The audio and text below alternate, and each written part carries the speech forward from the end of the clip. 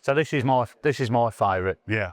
I keep saying I've got different favourites. You ask me again in 20 minutes, I'll have another favourite. But you went to Pat's house though, so you saw this first before anybody else. So everything was boxed, and it's amazing these couple of days to get the opportunity to see everything out. And I think that took Pat a little bit by surprise as well. But went to Pat's house, and all the shirts are packed up in plastic containers, and just sitting on the side was this box that caught my eye, just with the Adidas logo, lid down, and I was just desperate to know what was inside it.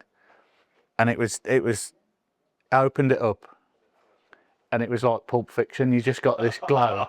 Of course, the gold glow off the gold Adidas trefoil. I love that. I love that. I don't know whether they still do them. I can't imagine they do. But for Pat, for 100 international caps, obviously Adidas were the kit guys for Northern Ireland at that point. But I love that. Yeah, no, I agree, absolutely. And again, it's getting great traction online. So. Oh, it's got some weight to it as well. Absolutely. Yeah. And on your side, the Charity Shield plaque there, Adam, it's going to be a bit special, that one, not just a normal Charity Shield plaque. Yeah, no, that's so Pat scored in that game, I think, didn't he? Did he? Did he? It's stats out. There you go. There we go. That is one and only international, one and only goal at domestic level was against Man United v Tottenham Hotspur, Charity Shield, 12th of August, 1967. Ball in hand, hoofs it down the park, misses the bounce. And but again, God, the Charity Shield plaques, they're great, and you see a lot of them, but they're still highly collected, and they're brilliant, especially when you can tie them to a particular player. So often we see them, and that's lost in the mist of time. But yeah, absolutely. Look, of course, they're not given for winning or losing. Every player gets one, so it's not a winner's one, it's not a loser's one. It's just you play the Charity Shield bank. Interesting, it's got Pat's name on that one. His? So it must be his. It must be his. Oh, I don't often see names. You picked it up. So you doing the coming back in the van? Yeah. Sort of thing. So, and it's something relatively new to me. Pat, obviously, the sports connection here, 3 international swap caps, which I didn't read. It's not really a thing I've heard before. I've seen it before, but not quite to the extent. And, he swapped with international teammates. Cliffy Jones, obviously he's very friendly with Jimmy Greaves, the 1966 cap, Yugoslavia, and then the Bill Brown cap, the Scotland one there as well. So, and that's a great story, the Jimmy Greaves. You've got to tell us that one.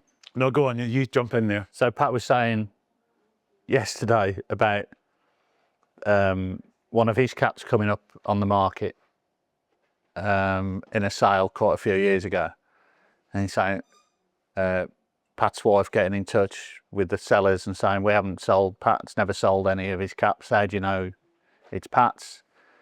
And the guy said, well, he bought the Jimmy Greaves collection, and Pat's cap was in that, and that's from when he swapped with Jimmy. Light bulb moment, yes, remembers. So there it is, and obviously now we can see Jimmy Greaves' cap in Pat's collection, now getting sold, and from England, Yugoslavia in 1966. I don't know, something happened in 66, I can't remember what it was. Scotsman, don't know. Probably some dodgy decision. Yeah. Anyway. Yeah. But yeah, so there we go. It's international swap shirts, international swap caps, and below that, obviously, it's a small selection of Pat's international caps. Of course, the Irish were given a cap per season rather than per game. So that one covering England, Scotland, and Wales at the bottom in the 70s. But first selection, 3 on show there, and just the bottom two either side are the Elite Cup mugs or tankards you were given back then rather than medals. So again, a fine selection of ephemera, plaques, and as we know, Pat's keeping all these medals, as you mentioned, as part of the press day today, and his obviously Player of the Year award, he's keeping those as well. So this is a selection, 160 odd lots, going under the hammer, 15th of October, catalogue live at BUDDS.com.